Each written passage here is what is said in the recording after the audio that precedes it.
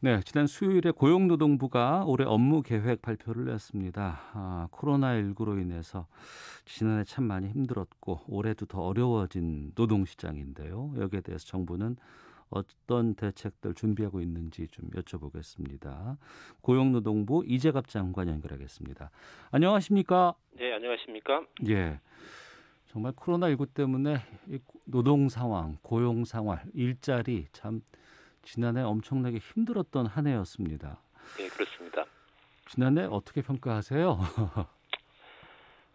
모든 분들이 지난 한 해 동안 코로나19 때문에 굉장히 어려워 계시고요. 일하시는 분들이나 아니면은 그분들을 고용하고 계시는 자영업자분들도 다 어려웠던 한 해였습니다.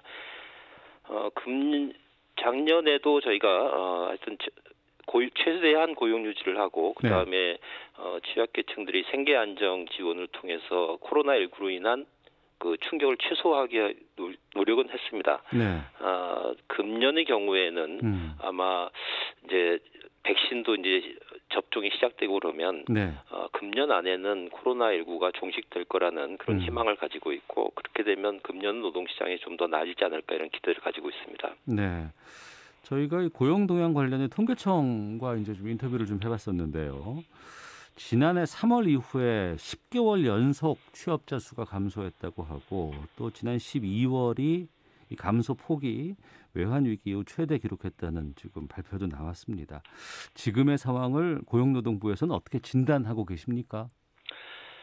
네, 좀 전에 말씀하신 것처럼 지금 상황은 그런 상황입니다. 그것은 사회적 거리두기, 그러니까 코로나19가 확산이 되면 사회적 거리두기를 더 강화를 하게 되고 사회적 거리두기를 강화하게 되면 숙박음식점 같은 대면 서비스업 중심으로 해서 취업자가 감소하는 상황이 이렇게 반복됐습니다. 그러다 보니까 1년을 이렇게 두고 보면 코로나19가 확산기가 한 3번 있었는데 그때마다 취업자 감소폭이 더 커지는 그런 상황이고요. 지금이 바로 3차 재확산기입니다. 그래서 그 3차 재확산기를 작년 연말부터 맞이하면서 지금 고용 상황이 아주 크게 나쁜 걸로 나타나고 있습니다. 그런데 이것은 우리나라만의 현상은 아니고 전 세계가 공통적으로 나타나는 현상입니다. 다른 나라들이랑 비교해 본다면 도리어 우리나라는 그래도 방역에서 비교적 잘 대처하고 있기 때문에 고용 감소폭도 다른 OECD 국가들 중하고 비교하면 좀 작은 수준에 그렇게 평가를 할 수가 있겠습니다. 네.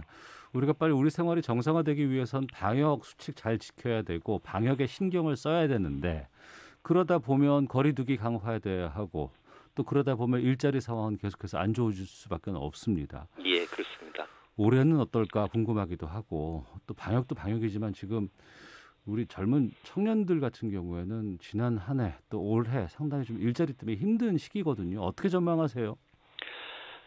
정부에서 작년 연말에 금년도 경제정책 방향을 발표한 바 있습니다. 그러면서 금년도의 고용 전망도 해드렸는데요. 작년의 경우에는 코로나19 때문에 취업자가 전년 대비 한 22만 명 감소했습니다만 금년의 경우에는 약 15만 명 정도 증가할 것으로 이렇게 전망은 하고 있습니다. 다만 이것은 그 시기나 회복되는 시기는 이제 코로나19 상황하고 관련이 있어서 우리가 얼마나 방역을 빨리 해내느냐, 그러니까 집단 면역을 얼마나 하느냐 여기에 따라 좀 관련이 있다고 생각합니다. 청년들 고용 상황이 이제 좀 어려운데요. 요 문제와 관련해서는 기본적으로는 코로나19로 위축되어 있는 민간 일자리 창출 여력을 어떻게 강화할 것이냐가 이제 핵심이라고 생각합니다. 그래서 이 부분에 대해서는 정부에서 한국판 뉴딜을 통해서 디지털 분야와 그린 분야의 산업을 새로운 신산업, 포스트 코로나 이후의 신산업으로 지금 육성하기 위해 노력하고 있다는 말씀을 드리고 민간 기업에서 채용 여력이 1명이라 한다면 저희 정부에서는 청년 추가 고용 장려금 같은 그런 보조금을 통해서 하여튼 채용을 최대한 늘릴 것입니다. 이제 당장 민간 일자리 창출이 어렵기 때문에 이를 보완하기 위해서는 공공 부분에서 채용을 좀 확대할 수밖에 없겠고요. 또 하나는 민간 시장에서 최근에 중요한 변화 중에 하나가 기업들이 채용 방식이 이제 공채 방식에서 이렇게 경력직 수시 채용 방식으로 변화하고 있습니다.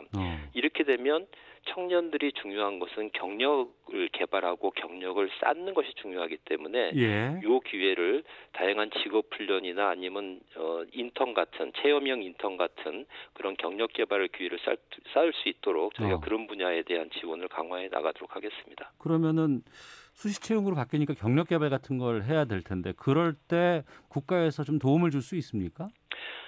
경력 개발을 할 때 뭐 자격증 같은 것도 중요하고 그렇기 때문에 저희가 K 디지털 트레이닝 같은 앞으로 그 채용이 확대될 디지털 분야에 대한 직업 훈련 과정도 저희가 대폭 강화를 하고 있고 그거에 필요한 여러 가지 비용 지원도 국민 내일 배움 카드를 통해서 하고 있습니다. 그리고 이제 공공기관의 체험형 인턴 경력 그 기회도 근내에 더 확대를 하고 있습니다.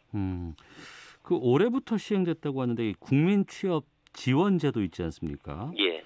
이게 뭐 20만 명이 넘게 신청했다고는 하는데 이건 어떤 제도인지 좀 내용을 좀 소개해 주세요. 예. 고용보험이라는 것은 많이 아실 텐데요. 고용보험은 이 고용보험에 가입되신 분들이 보험료를 납입을 하고 그리고 나서 실업할 때 구직급여를 받는 제도인데 이제 저소득층 같은 경우를 대비해서 고용보험에 가입되지 않으신 분들이 많지 않습니까? 네. 그런 분들을 위한 한국형 이제 실업부조다 이렇게 이해하시면 되겠고요.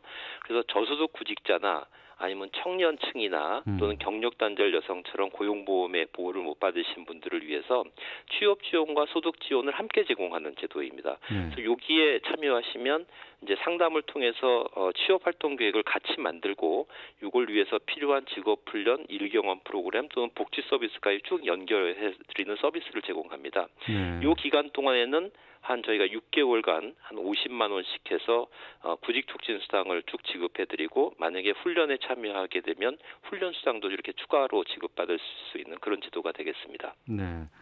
자 그리고 이제 내가 일하고 있는 곳의 뭐 상황, 안전 여기에 대해서도 좀 여쭤볼까 하는데. 예. 이 중대재해 관련해서요. 정치권에서도 상당히 좀 뜨거웠고 국회도 상당히 좀 뜨거웠습니다. 그동안 산재 사망 사고가 좀 줄었다고 봤는데 다시 지난해는 증가했다고 합니다. 여기에 대해서는 어떻게 보고 계신지요? 우리나라의 산재 사망 사고는 되게 건설 공사 현장이나 아니면은 50인 미만 조그만 사업장에서 발생합니다. 근데 되게 이제 대부분 추락이나 아니면 기계에 이렇게 끼이는 그런 사고에서 발생해서 사실은 충분히 이제 예방할 수 있다고 저희는 보는데 그래서 재작년의 경우에는 저희가 현장 점검을 굉장히 강화를 했었습니다. 그러다 보니까 이제 많이 감소를 했는데 작년에는 코로나19의 영향 때문에 사업장 좀 밀착 관리를 저희가 제대로 그만큼은 못한 그런 측면이 있었고 또 기업 스스로 산재 예방 체계를 좀 재정비를 해야 되는 그런 근본적인 문제가 있습니다. 그래서 그런 부분들 때문에 작년의 경우에 더 감소되지 못하고 약간 이렇게 증가되는 그런 모습을 보였습니다. 그 말씀은 현장 점검을 철저히 하고 그러면 사고가 줄 수 있다는 거 아니겠습니까? 많은 사고의 경우에는 현장에서 지켜야 될 걸 지키고 사업주도 방호 장치 잘 해주시고 그리고 저희 정부에서 그거를 현장 감독을 점검을 하고 감독을 하고 이러면은 많이 줄는 것은 사실입니다. 네. 그리고 앞서서 50인 미만 사업장에서 이제 특히 건설 현장이라든가 이런 곳에서 산재 사고가 많이 난다고 하셨는데요. 이 중대재해처벌법 국회에서 논의되는 과정에서 이 5인 미만 사업장 여기에 대한 그 논란이 상당히 많았습니다. 여기에 대해서 노동부의 좀 입장을 좀 밝혀주시죠. 우선 중대재해법의 목적 자체는 기업 경영 책임자들이 안전보건관리 체계를 잘 만들어서 산재를 예방을 하자라는 게 이제 목적인데 5인 미만 사업장의 경우에는 이제 보건 관리 역량 자체가 좀 미흡하다 보니까 그 5인 미만 사업장의 부담을 고려해서 법 적용 제외한 것으로 저희는 이렇게 이해를 하고 있습니다. 그런데 이제 또 하나 말씀드릴 것은 뭐냐면 산업안전보건법이 있습니다. 산업안전보건법에도 보면 산업안전보건법을 위반해서 사망재해가 발생하게 되면은 굉장히 엄격한 가중처벌을 하고 있습니다. 5인 미만 사업장의 경우에는 중대재해법이 적용되지 않더라도 바로 이 규정이 적용되기 때문에 저희가 보기에는 중대재해법을 적용하는 것과 거의 동일한 효과가 사실은 산업안전보건법 적용으로 적용을 통해서 이루어질 수 있다고 저희는 판단을 하고 있습니다. 다만 이제 법 적용 중대재해법에서 그게 제외되어 있기 때문에 네. 저희가 5인 미만 사업장에 대해서는 특별히 안전관리 체계를 구축하기 위해서 좀 집중적으로 저희가 지원을 해드리고 거기에 보면 좀 좀 노후화된 기계 설비 같은 것들이 그 재해를 유발하거든요. 그래서 이런 시설을 개선할 수 있도록 그 재정 지원도 좀 다각적으로 실시할 생각입니다. 지금도 보니까 현대중공업 울산 조선소에서 오늘 오전 9시 5분쯤에 또 노동자 한 분이 사고로 사망을 했다는 예, 그렇습니다. 예. 보도도 나오고 있습니다. 상당히 좀 안타까운 현상들 계속 좀 반복되고 있는데 좀 잘 막았으면 좋겠고요. 그 중대재해처벌법의 연장선상에서 여당 쪽에서는 산업안전보건청 이거 신설하겠다고 밝혔는데 이건 추진은 어떻게 전망하시는지요? 우선 저희도 이 중대재해를 좀 근원적으로 예방하기 위해서는 산업안전, 그러니까 산재 예방과 관련돼 있는 독립적이고 전문성인 그런 전담 조직이 필요하다고 이렇게 생각을 하고 있습니다. 예. 근데 이제 산업안전보건청 같은 것을 설립을 하려고 하면 네. 행정 조직을 하나 새로 만드는 것이기 때문에 사실은 좀 시간이 필요합니다. 네. 그래서 저희 정부에서는 한 두 가지 방향으로 지금 준비를 하고 있는데 하나는 우선 당장은 정부 내에서 현재 산재 예방 정책이 고용노동부 안에 하나의 국 단위에서 관리를 하고 있습니다. 그러다 보니까 정책 역량이 조금 부족한데 이 조직을 좀 더 정부 내에서 협의를 통해서 이 본부 체제를 좀 더 확대하고 산업안전감독관을 좀 더 증원하는 이것을 하나 추진을 하고 두 번째는 산업안전보건청은 이제 국회 주도로 논의가 하고 있기 때문에 그 분야에서는 저희가 국회하고 협의를 하면서 네. 산업안전보건청 설립 논의를 또 저희가 지원할 건 지원해드리면서 준비하도록 하겠습니다. 네. 그리고 주 52시간제 관련해서 올해부터 좀 이게 확대되죠? 올해 7월부터 50인 미만 사업장에도 52시간제가 적용이 되게 됩니다. 50인 이상 사업장 올해 7월부터 주 52시간제 반영해서 이제 준수를 해야 되는데 예. 현장 상황은 어떻게 평가하고 계세요? 저희가 작년에는 사실은 50인 이상 사업장에 계도 기간을 부여하는 형태로 해가지고 이제 1년을 이렇게 지내었습니다. 금년의 경우에는 계도 기간은 더 이상 연장해드리지 못하고 그 대신 이제 법이 적용되는 그런 상황이 됐습니다. 이걸 앞두고 저희가 작년 말에 실태 조사를 했었습니다. 50인 이상 사업장에 대해서 대부분의 기업들은 사실은 52시간제 준수가 가능한 것으로 저희가 그때 파악을 했고요. 다만 이제 뿌리 산업 같은 경우 일부 사업장에 좀 어려움이 있는 것으로 저희가 파악을 했는데 당연히 작년 연말에 탄력 근로 시간제를 확대하는 주 52시간제 보완 입법이 국회에서 이루어졌습니다. 그래서 이게 활용을 하게 되면 기업들이 어려움을 겪었던 업무량 변동에 대한 대응이 훨씬 쉬워질 거라고 저희는 생각을 합니다. 그래서 이 탄력 근로제를 활용해서 좀 어려움이 있던 기업들도 52시간제를 안착시킬 수 있도록 저희가 적극 지원해드리도록 하겠습니다. 네, 탄력 근로제라고 한다 그러면은 주 52시간제는 지켜야 되는데 일이 많을 때는 좀 더 일하고 일 없을 때 그것을 좀 쉬게끔 하면서 평균적으로 맞추겠다는 이렇게 일을 하면 되겠습니까? 예, 알겠습니다. 자, 그리고 지난주에 보니까 플랫폼 종사자들과 간담회 가지셨더라고요. 예. 요즘 노동 환경이 상당히 많이 바뀌고 또 일자리 형태도 다양해지면서 이 플랫폼 종사자들이 상당히 많이 우리 주위에서 많이 늘어나고 있는 상황입니다. 어떤 어려움들을 얘기하던가요? 네. 우선 플랫폼 종사자분들의 경우는 아마 음식 배달 라이더들은 많이 아실 거고요. 이분들에 대한 그 노동 환경에 대해서는 많이들 언론에서 많이 보도해 주셨기 때문에 많이 아마 이해하실 거라고 생각합니다. 제가 지난주에 이제 만나셨던 분들은 이제 이분들은 아니고 플랫폼을 이용해서 일을 하시는 분들이 굉장히 다양하거든요. 근데 이제 지난주에는 IT하고 소프트웨어 개발 분야에 관련해서 플랫폼을 이용해서 일하시는 분들을 만났었습니다. 좀 더 이제 프리랜서 같은 성격이 좀 더 강하신 분들이신데요. 이분들이 말씀하시는 것은 이 플랫폼을 이용해서 일을 하실 때 그 권익 보호를 하기 위해서는 우선 직종별로 표준 계약서가 좀 확대될 필요가 있다라는 말씀을 많이 하셨고, 그 다음에 그 업계에서 이루어진 계약에서의 불공정한 관행들이 있답니다. 그래서 그 불공정한 관행을 근절해달라는 말씀도 많이 하셨고 또 하나는 IT 분야나 소프트웨어 개발 분야이다 보니까 좀 역량 개발을 할 수 있는 직업훈련 확대 그리고 그 분야의 자격증 확대 이런 것들을 많이 말씀을 하셨습니다. 그래서 이런 분야에 대해서는 저희가 현장 의견을 계속 들어가면서 플랫폼 종사자 보호 강화를 위한 구체적인 방안을 좀 더 보완해 가도록 하겠습니다. 예.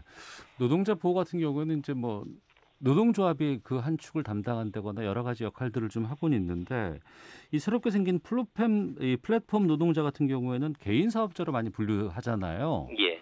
그러다 보니까 이 근로기준법 같은 거 적용하기도 쉽지 않을 것 같은데요. 근데 이제 이렇게 보셔야 됩니다. 플랫폼 종사자라고 한다면 플랫폼을 이용해서 일을 하시는 분들이고요. 예. 요 분들이 일하는 방식에 따라서 어떤 분의 경우에는 근로자로 인정이 돼서 노동법을 전면 적용받으실 수가 있습니다. 네. 또 어떤 분들은 특수 형태 근로종사자고 어떤 분들은 자영업자 성격이 훨씬 더 강하신 분이 있고 이렇게 여러 분야가 혼재되어 있기 때문에 저희가 이 분들을 보호하기 위해서는 우선 근로자성 판단을 굉장히 엄격하게 해서 근로자로 분류되시는 분들에 대해서는 확실하게 보호를 해드리고 나머지 분들에 대해서는 우선 사회보험, 산재보험과 고용보험의 적용 확대를 해서 사회보험을 적용 확대하고 그다음에 이분들이 계약관계에서의 불공정한 그런 문제가 발생하지 않도록 권익보호를 위한 그런 보호법이 좀 필요하다고 생각합니다. 그래서 그런 식의 보호 입법을 저희가 준비를 하고 있습니다. 이 분야에 대해서는 저희가 현재 노사단체 등과 지금 협의를 하고 있고 그분들 좀 의견 수렴을 거쳐서 1분기 내 입법안을 마련할 생각입니다. 네, 노동부 장관님과 인터뷰하다 보니까 많은 분들이 의견 주시는데요. 좀 소개해드리겠습니다. 예. 1918님은 소규모 건설 현장을 보면 안전모 등 기본적인 안전장치 없이 일하시는 분들이 많습니다. 철저한 단속, 안전교육 필요해 보입니다라고 의견도 주셨고요. 0388님은 말씀으로는 좋게 들립니다만 보다 현실을 정확하게 파악해 주시면서 올해 정책 펴나가 주시면 감사하겠습니다라는 의견도 주셨거든요. 아무래도 이제 우리가 현장이 중요하다고 하는데 노동부에서도 특히 좀 현장 많이 좀 챙겨주시길 좀 부탁드리겠고요. 예, 그러게 하겠습니다. 올해 백신 접종이라든가 뭐 치료제 개발 등 예정돼 있다 보니까 좀 작년보다는 우리 일자리 상황, 노동시장 나아지진 않을까 싶은데 고용노동부 장관으로서 앞으로 어떤 역할 하실 계획이신지 말씀 좀 듣겠습니다. 끝으로. 우선 조금 전에 말씀해주신 청취자분들 말씀과 관련해서 그렇지 않아도 소규모 건설 현장에서 그런 문제가 있기 때문에 기본적인 안전모 착용이라든지 하는 3대 안전 수칙을 중심을 해가지고 제가 아주 대대적으로 점검을 할 생각입니다. 그리고 금년의 경우에 저희가 정부에서 많은 정책을 하고 있습니다만 금년의 경우에는 그 정책들이 국민들이 체감할 수 있는 성과가 만들어져야 되기 때문에 이 부분에서는 현장에서 실제 실용될 수 있도록 현장 국민들 의견을 많이 들으면서 그런 정책을 좀 더 현실성 있게 보완해가면서 성과를 도출하도록 하겠습니다. 예, 알겠습니다. 오늘 말씀 고맙습니다.